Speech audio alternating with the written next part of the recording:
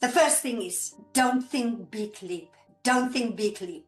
Take the first small step, because confidence is not something that you are born with. It's not something that you feel. You simply build the confidence, and confidence is happening after the action. Because when you are taking that action, okay, the first time scary, shaky, but you do it anyway, that small step, then that is proof that you are capable.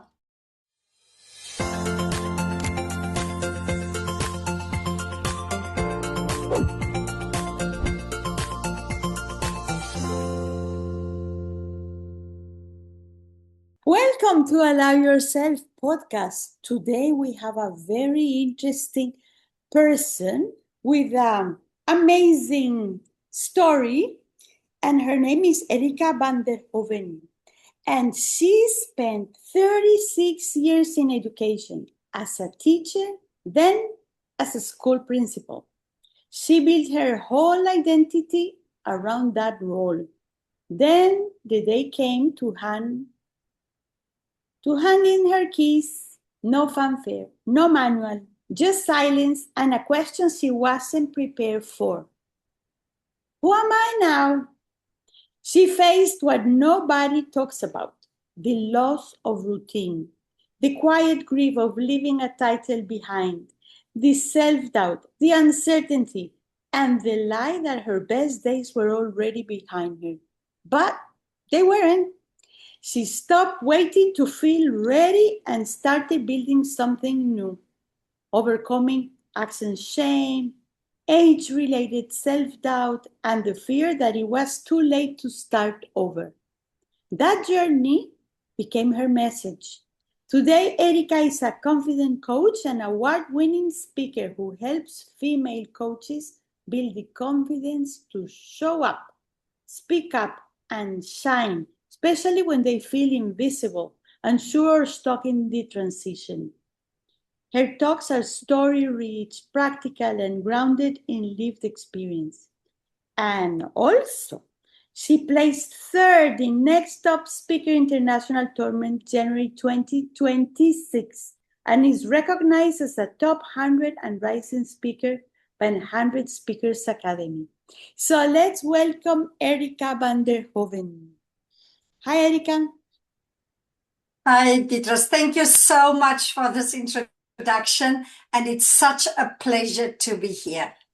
Oh, the pleasure is ours. Not just a pleasure, it's a privilege and an honor to have you here. And you know, Erika, when you think and you hear the words allow yourself, what comes to mind? Thank you. The first thing, this theme, allow yourself, resonates deeply with me because that is one of my biggest lessons that I've learned in life. So after my retirement, after that 36 years in education, and I retired at the age of 60 years, I was sitting and I was wondering, what now? As you rightfully said in my introduction, who am I if no one needs me? What's my purpose? Why am I here? And I decided I need to give myself permission to take that first step. I need to make still a difference because I felt that I'm not done. I can still make a difference. And that is why I stepped into the world of coaching. And it was a struggle at first, but things worked out because every time I was giving myself permission, I was allowing myself to take that next step. And for me, that was the breakthrough. Just the decision, just that deliberate decision to allow yourself to take that next step. So that's why this allow yourself theme is really resonating deeply with me, because you need to allow yourself if you want to progress in life. That's beautiful, because we think that allow yourself, right? That we need the permission of others, right? To continue to take our next step, but really is ourselves that we limit ourselves with all the storytelling that we have, the story we tell ourselves. And you define it really nice on who am I now, right? It's like, who am I without that, all that I had behind, with the school and the principal and the title and the image, and because we really, and it's not only in education. I have found a lot of people that are fired from companies, big companies, like say Coca-Cola, or even small companies. Who am I without that entity behind me? Yes. And you define it like a grief. So can you tell us a little bit what is that grief, that who am I? Grief of what? Yeah. So let me tell you what happened. I was sitting at my kitchen table in the morning. The first week was bliss after this retirement. And then I traveled a little bit. And then I came home and I was totally alone. So I'm sitting here at my kitchen table and I'm watching the clock. And it's tick tock all the time. And there was no bell. There was no one was asking me, tell me something. Can you guide me? We need this. We need this. No one. Just the silence. And that is where this question was sitting with me. Who am I if no one needs me? I used to be a teacher. I used to be the head of department, the principal. People valued my opinion. They asked me how to do that. They needed me, not only the teachers, but also the parents and also the children. They needed me. They hop into my office and just to ask me, what was that you said the other day? Can you help me with this? And all of a sudden, there's nothing. And that is where I decided, you know what? I need to find something to make a difference because I still have something to offer. That grief I left behind. Because it's like death. It's like death. People expect you in retirement to go on as if nothing has happened. Like they're expecting from you to move on after the death of a loved one. And I experienced that grief. Like, this is my past life. So this is a stop. And that is what I experienced. But as grief for the death of a loved one, you also need to find a way to continue with life. And that is what I did. That's beautiful, because I'm thinking then when people retired, most of the people think, oh, how lucky they are. They don't need to work anymore. They have their salary coming into automatically. And then that's it. They have the life solved. But they don't think, what's the next step? What are you going to do now? Yeah. I have the experience with some close friends that just retired after, 40 years working on a bank. Yeah.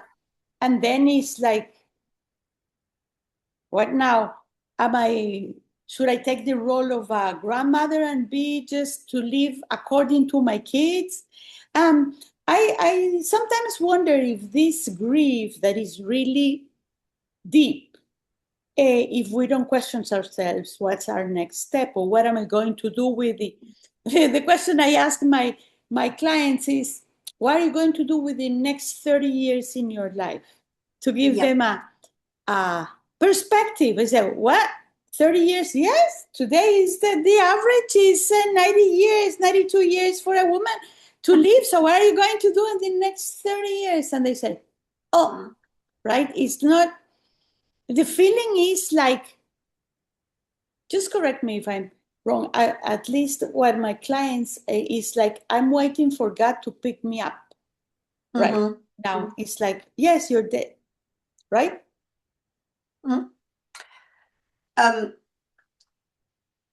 Unfortunately, it doesn't work like that. And I've seen it, some of my colleagues and people who retired before me. They retire, they're getting lonely. Even if they are having a partner with them, even if they are having grandchildren, they get lonely.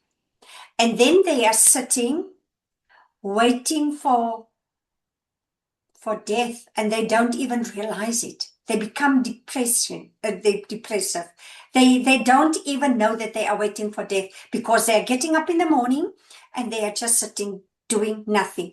One needs some purpose. You need to do something.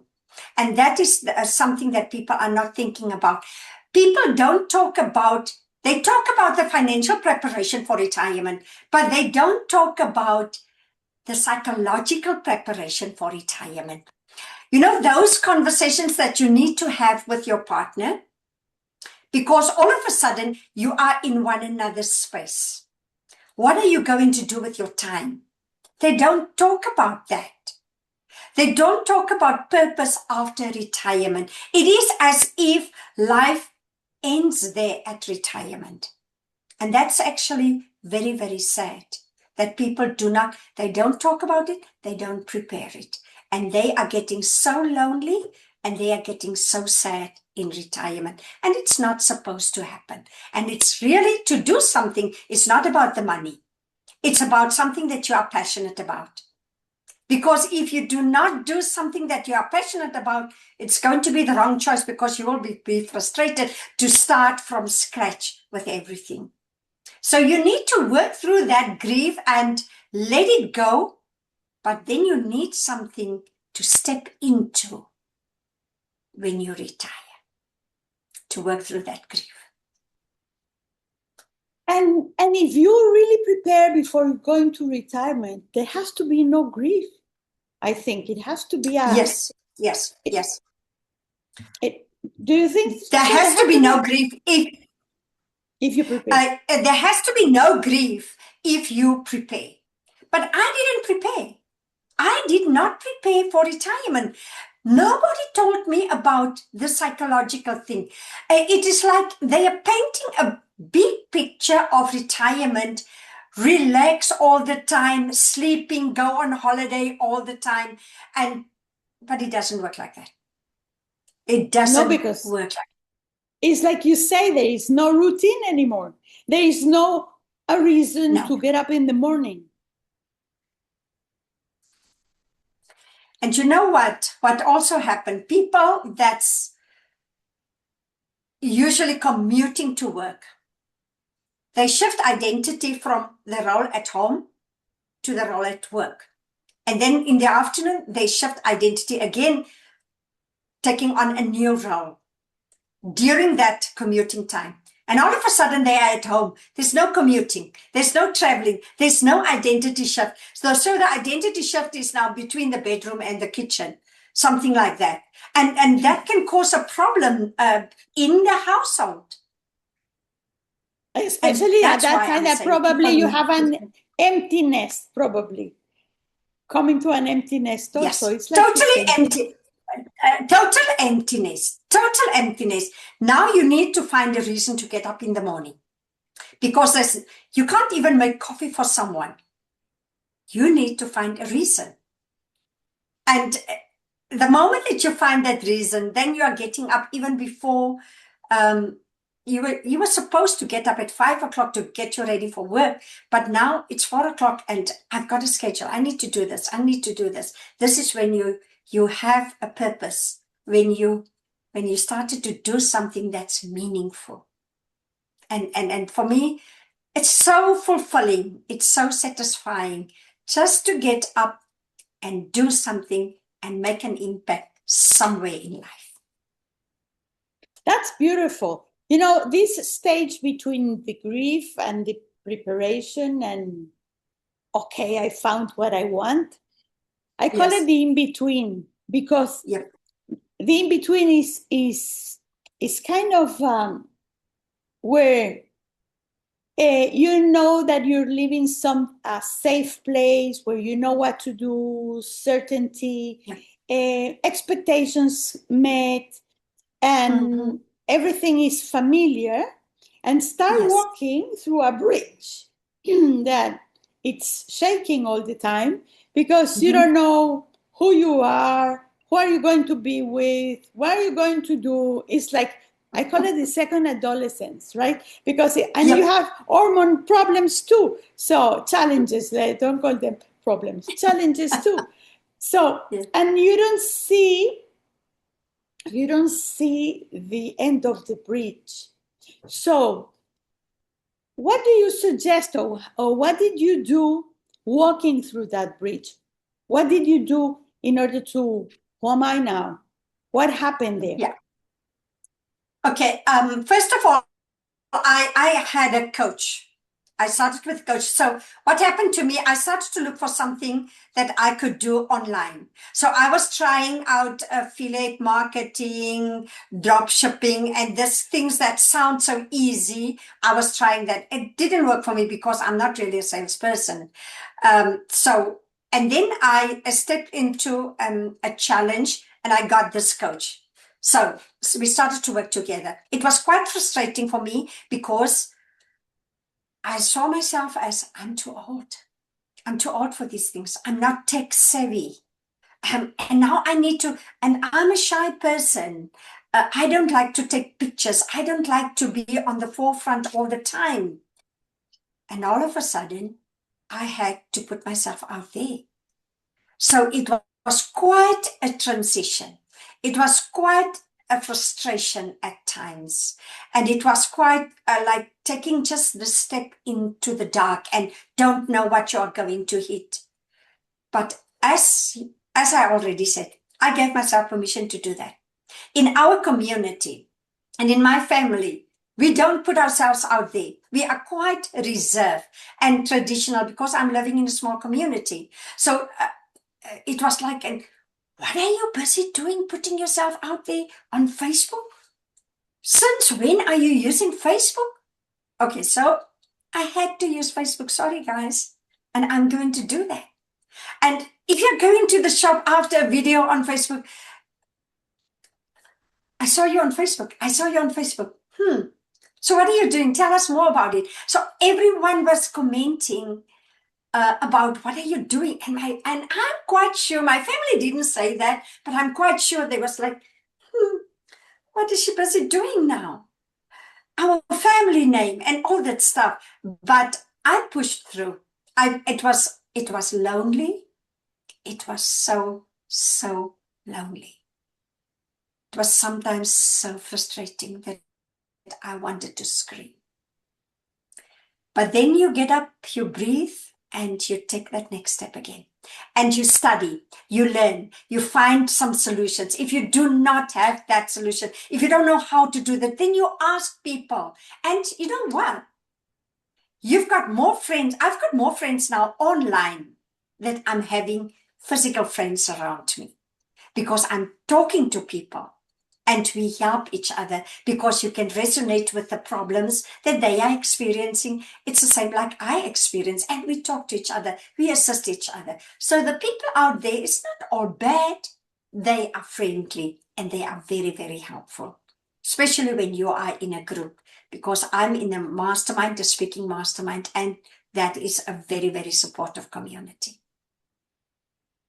That's beautiful, because what you're saying here is at the beginning that you start doing something else and just to manage and try. It's a trial and error, right? What to do and not to do. Yes. But first of all, you allow yourself to be judged.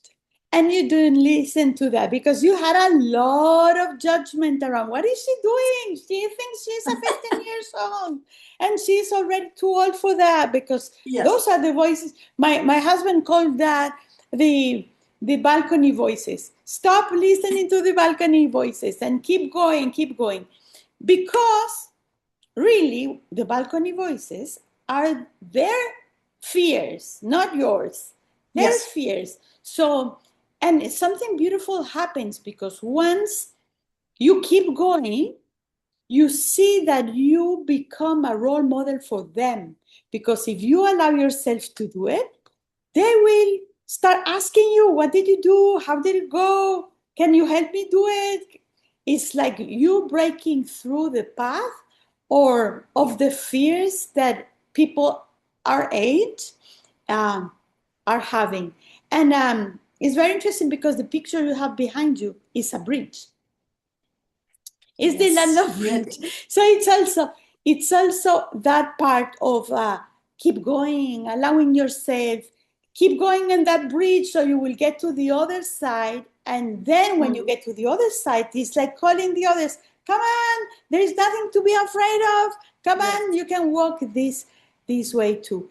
And another thing that you really pointed out, and it's so important, is to find people alike, like a community, like you said, the mastermind community that is supports you and really cheer you up that you're not alone. Here we go. You can still do it. And right.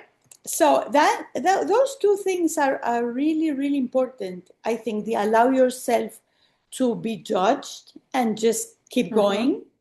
And the second is to allow yourself to find a new community, because the old one is not you anymore. That's the old version of you, right? Yeah. And it's not that I've written them off. They are still my friends, and something really shifted when they started to see that I achieved something. I kept going, and more people started to support me. But the real shift came in when I was third in that speaking competition. That was the real shift. Then they realized, oh, wow, what's happening here? She's actually achieving something. That shifted. It shifted not only for them, but also for me, because that really boosted my confidence so much. But people started to believe in me. And you know what? What happened is that all of a sudden, locally, people started to approach me to speak. Like I spoke at schools. I talked to the teachers. I motivated the teachers. And people started inviting me to talk to their soon-to-be retired people. And I had a 5-hour workshop with one of the corporate companies on the psychological preparation for retirement, because my speech was about retirement, that journey of retirement. So now people became more aware of what I'm doing, and they invite me. So more corporate companies are still aligned for talks for this year. But not only that, people started to invite me as a speaker at different events locally, religious-based, talk to teachers, talk to this community, talk to the children, the leadership, the small leaders at schools. They're inviting me to do that. When they want to do a team building, they invite me. So they became aware of me, and that built my confidence and my business. And that for me was a real huge shift. And as you said, my interview after this, the third place in the Next Top Speaker event, was with the radio. And what I said then, I'm so glad that I could actually set the example, especially to the young people, that these things are possible and that you don't need to wait for a job, but create a job for yourself. And you can do that if you are prepared to allow yourself, to give yourself permission to step out of your comfort zone, because in the comfort zone, you are not growing. But it's when you are getting uncomfortable, that is where the growing is taking place. So you need to take that leap out of your comfort zone. And I'm so glad that I could set the trend. I could set the example. You can still do that. It doesn't matter how old you are. You can do that. So I want to inspire them to start doing their own thing. Wow. So what would you tell your Erica of teenager, a 15-year-old Erica? Okay. I would tell that person, invest in yourself, build different skills. and don't be afraid of the unknown. Don't be afraid, because you will survive at the end of the day. You will deal with it, the challenges as they are coming, but you will grow in that process. And one of the things that I keep on telling coaches, with the people that I'm working with, and if you're listening to my live sessions, I close off with this: keep going and keep growing, because that is important, that you keep growing. You cannot stagnate. You're going to die, right? Right? Keep going and keep growing. That's beautiful. Growing, yes. Yes. And you know, what you just said to your 15-year-old Erica, it's such a good advice for the young people today, because they say when they finish high school, they say, what am I going to study now? What am I going to do? And one of the main things that they, even Yuval Noah Harari say that too also, just learn new skills, various skills. You don't just focus on one, and especially work on how to manage your emotions, because the world changes so fast that you will be able to do a lot of things. That is beautiful, really, really beautiful. And keep going, keep growing. Mm-hmm. It's easy to say, but it's not easy to do, because there are so many voices of balcony voices out there, judgment. Yes, balcony voices. Yes, balcony voices out there that put something in our mind that don't allow us to grow, and we ourselves get stuck.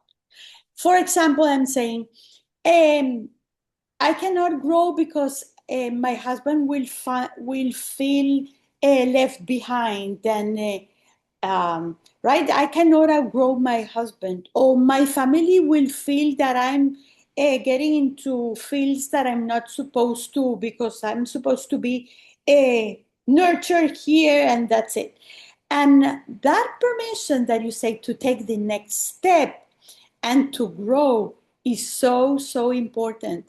So how would you give permission or tell the people to tell the story to themselves that they are allowed to grow and not grow those around them? Yeah. Before I get to that point, I want to point out something. In schools, with my education background, I don't think there's enough space for personal development in schools. There's no deliberate curriculum to really prepare students for what is waiting for them out there when they are leaving. So that is why it's so important, even for parents, to encourage their children, because the education system is not making provision for that, to encourage their children and to guide their children, and they can grow together with their children. But that emotional preparation, that personal development for anything that might happen to them, that resilience if things are not working out, that is something that we need to build in children. The other one that you ask me, how would I get people to take that next step, to allow themselves? The first thing is, don't think big leap. Don't think big leap. Take the first small step, because confidence is not something that you are born with. It's not something that you feel. You simply build the confidence, and confidence is happening after the action. Because when you are taking that action, okay, the first time, scary, shaky, but you do it anyway. That small step, then that is proof that you are capable. Then you take the next one and the next one. And this is how you build your confidence. One small, consistent step after the other. We don't need a big announcement. We don't need a big leap. We just need to take that small step consistently. And that is how we build our confidence. And that is how we are growing. Because if we are not taking that step, if we don't allow ourselves to take that step, then we are going to be stuck. So just take one small little step, one step at a time. It can be a voice recording. It can be meeting up with a group, saying nothing. It can be send an invite online for a coach, for example. It can be record a short video, 2 minutes, only 2 minutes. And you can record it over and over until you are happy. Okay. And then next time you will see it's getting better. But the moment that you start doing that, taking that small step, you will build your confidence, because confidence comes after the action and not before the action. So that's what I'm going to encourage them to do. That's beautiful, right? It's 1%, just 1%. If you do 1% a day, you will have 365% better at the end of the year. And I will add something to that next step, if you allow me. That it's after you do that first step, after you do that step, celebrate it. Don't punish yourself, celebrate it. Look, I did it. Recognize it, acknowledge it. Yes. Acknowledge it. I don't know, celebrate it. Just pat yourself, eat something, go around the corner, whatever. Just acknowledge it, because we take it for granted after we do it. And if something went wrong the first time, what we have is we take the leash and start giving ourselves with the leash, right? Oh, I'm not good for this. I'm not built for that. I'm too old for this, whatever. All the stories we tell ourselves, right, are the most dangerous ones, the punishment that we give ourselves. We don't need the others to acknowledge. We need first ourselves to acknowledge. That, yes. Right? So I completely agree with you that confidence doesn't come before the action. You need to take the risk and, whatever it will be, and go ahead. And then you'll see that the fear before doing the action is even greater than the action itself. You really can do it. It is. It's true. It's true. And when you are in the action, you find, okay, it's not that bad. I can keep going, and I can keep going doing that. And afterwards, some people tell me they never listen back to what they say. I said at first, it's good. You don't need to do that, because I don't want to criticize you, to criticize yourself. But next time around, look at it with another perspective. See what I can do better, because that will give you a better perspective on what to avoid next time. You need to evaluate yourself, not criticize yourself, but you need to evaluate yourself in order to improve what you are doing. You're the only one who knows what you like and what you don't like about you. Yeah. Like Jung will say, just meet with your shadow a little bit, so you will be complete, right? You will be whole. Yes. Just what you didn't like about that, you didn't know because you didn't see it yourself. You're mirroring yourself. Once you record it, you can see what you like to do better or not to do better. Next time. I can tell you that my experience is doing this podcast. It started like I have never done podcast or interview other people. That's why I just like to do a very nice conversation. So I put my objective that what I'm doing with the podcast, first of all, is for me. So I will need people around the world, and that's a beautiful way to learn, to listen, and to know people around the world, and to give the audience, whoever wants to listen, just a little nugget, as my mentor used to say, juicy nuggets, that if one idea is good for you and you can apply it in your life, you can really move forward. And I have done more than 50 podcasts now. And I can tell you, I see the first podcast and I said, oh my God, what did I do? How did I say? Why did I didn't prepare myself.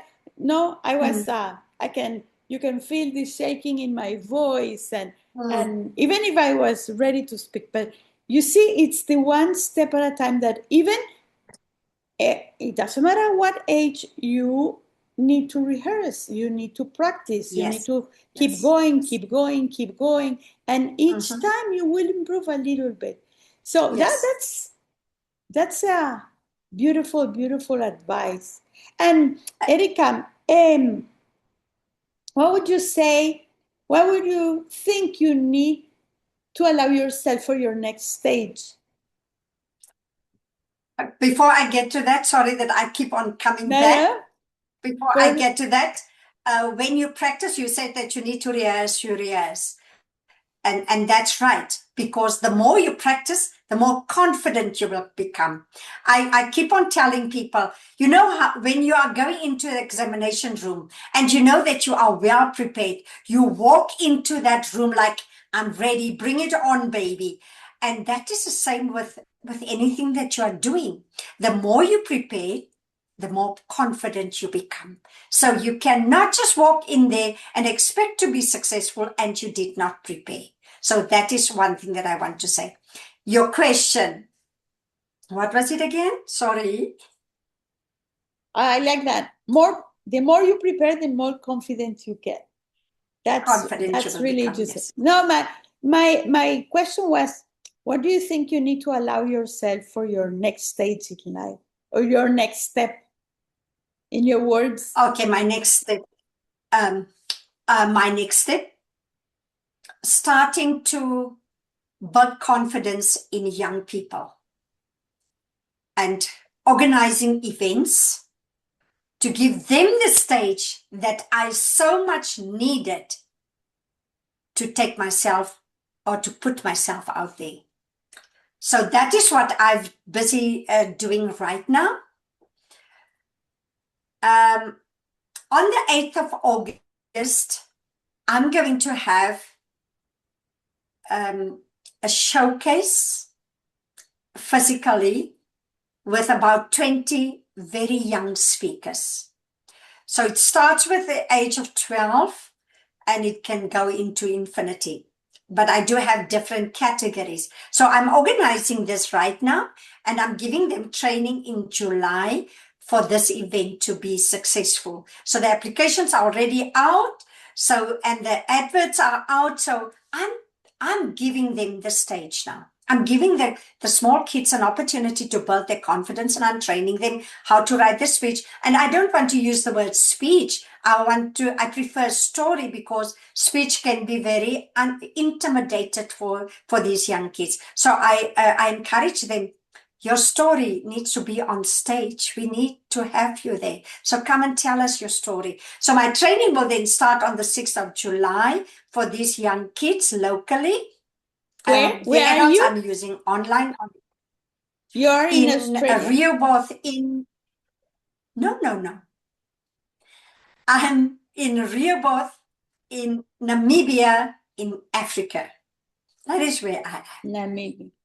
Yeah. Yeah, Namibia in Africa.